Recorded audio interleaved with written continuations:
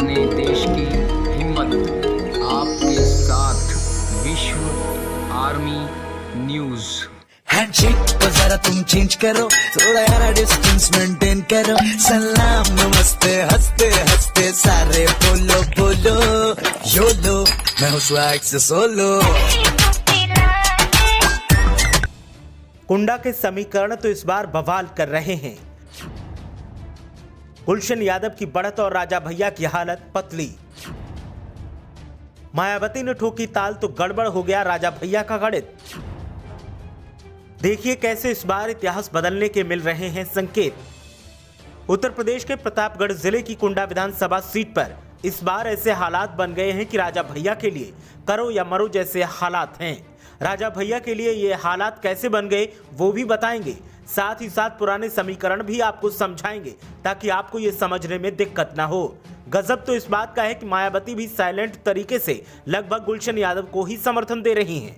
अब आप ये सुनकर चौंक जाएंगे कि आखिर ऐसा कैसे हो सकता है। तो फिर एक एक हर पहलू को देखते रहिए और समझिए कि स्थितियां क्या बन रही हैं। दरअसल राजा भैया का राज 29 सालों के बाद अब कुंडा में खतरे के बादलों से ढका दिखाई दे रहा है और राजा भैया चौतरफा खतरों से खेलते दिखाई दे रहे हैं। अब तक राजा भैया की जीत हमेशा सपा के कंधों पर बैठकर पूरी हुई, लेकिन अब सपा ने राजा भैया के सामने गुलशन यादव को क्या उतारा कि राजा भैया का सियासी गणित गड़बड़ा गया। अब आप सोच रहे होंगे कि ये कैसे, तो पुराने सियासी इतिहास को खंगालते हैं और आपको एक एक कर समझाते हैं। दरअसल 2007, 2012 और 2017 के नतीजे देखें तो बहुत अहम संकेत मिलते हैं। राजा भैया की तमाम कोशिशों के बाद भी 50,000 वोट विरोधी ले जाते थे और ये तब होता है जब सपा का एक तरफा समर्थन राजा भैया को होता था।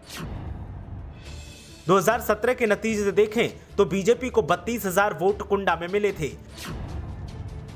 वहीं 2017 में मायावती की बीएसपी को 17,000 वोट मिले थे। निर्दलियों ने भी कमाल कर दिया था और करीब 10,000 वोट झटक लिए थे। 2012 में सपा की लहर के बीच भी बीएसपी को 23,000 वोट हासिल हुए थे। कांग्रेस को 14,300 वोट हासिल हुए थे और निर्दलीय तब भी 11,000 वोट ले गए थे। 2007 में बीएसपी को कुंडा विधानसभा सीट पर 20,604 वोट हासिल हुए थे। अन्य दलों ने 2007 में कुंडा में करीब 16,600 वोट हासिल किए थे। अब अगर ये कहा जाए कि राजा भैया के खिलाफ बीजेपी, बीएसपी और सपा एक साथ दिख रहे हैं तो ये अतिशयोक्ति न होगी, क्योंकि जिस तरह से राजा भैया के तिलिस्म को चुनौती मिल रही है वो बताता है कि कुंडा का सियासी रसूख अब एक परिवार से छिटक रहा है। सपा ने जहां राजा भैया के धुर विरोधी गुलशन यादव को मैदान में उतारा है तो मायावती ने मुस्लिम चेहरा मोहम्मद फहीम पर दांव लगाया है और बीजेपी की तरफ से सिंधुजा मिश्रा को मैदान में उतारा गया है। सिंधुजा मिश्रा वही हैं जो 2009 में बीएसपी के समर्थन से कोऑपरेटिव बैंक के चुनाव में राजा भैया को शिकस्त दे चुकी हैं। ऐसे में अब देखते हैं कि राजा भैया के खिलाफ सियासी इतिहास के क्या संकेत मिलते हैं और जातीय समीकरण क्या कहता है। गुलशन यादव का राजा भैया से 36 का आंकड़ा भले ही है, लेकिन सियासी पैठ के चलते कुंडा नगर पंचायत पर 10 साल से गुलशन काबिज हैं और राजा भैया चाहकर भी गुलशन यादव को हरा नहीं पाए। 2017 में जब गुलशन जेल में थे तब भी राजा भैया के सामने चुनौती पेश की। पत्नी सीमा यादव को सियासी मैदान में उतारा और जीत भी हासिल की। रही सही कसर इंद्रजीत सरोज ने गुलशन यादव के लिए पूरी कर दी। गुलशन यादव उनके भाई छबिनाथ यादव और इंद्रजीत सरोज की तिकड़ी का काट नहीं है। जिला पंचायत चुनाव में इस तिकड़ी ने राजा भैया की हालत खराब कर दी थी। सपा ने जिला पंचायत चुनाव में पासी समुदाय से 2 सदस्यों को जितवाया था और राजा भैया के दावों को उन्हीं के सामने अपनी तिकड़ी के सहारे बेदम कर दिया था। राजा भैया के खिलाफ यादव, ब्राह्मण और मुस्लिम उम्मीदवार उतारकर गजब घेराबंदी की गई है। कुंडा का जातीय समीकरण तो राजा भैया के खिलाफ और गुलशन यादव के साथ है।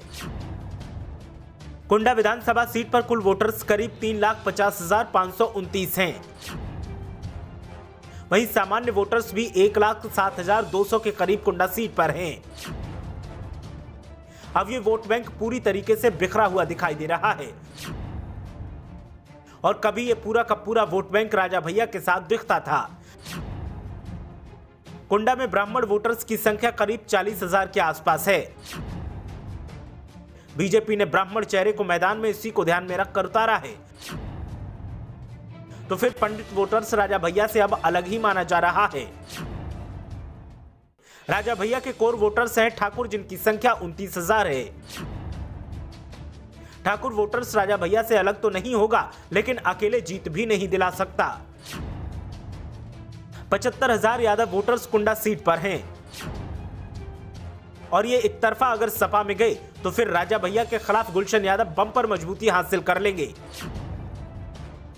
क्योंकि अब तक सपा उम्मीदवार नहीं उतारती थी और राजा भैया को समर्थन देती थी। दलित वोटर्स की बात करें तो कुंडा में दलित करीब 90,000 वोटर हैं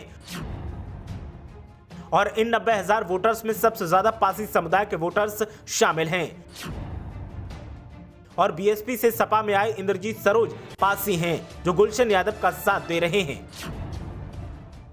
गुलशन यादव इस 90,000 वोटर्स में भी जमकर सेंधमारी करेंगे। हालांकि दलितों में कुछ वोटर्स बीएसपी के खाते में भी जाएगा। कुंडा सीट पर वैश्य वोटर्स की संख्या करीब 14,000 मानी जा रही है। ये वोटर्स राजा भैया को बेहद पसंद करता है, लेकिन गुलशन यादव इसे भी तोड़ सकते हैं।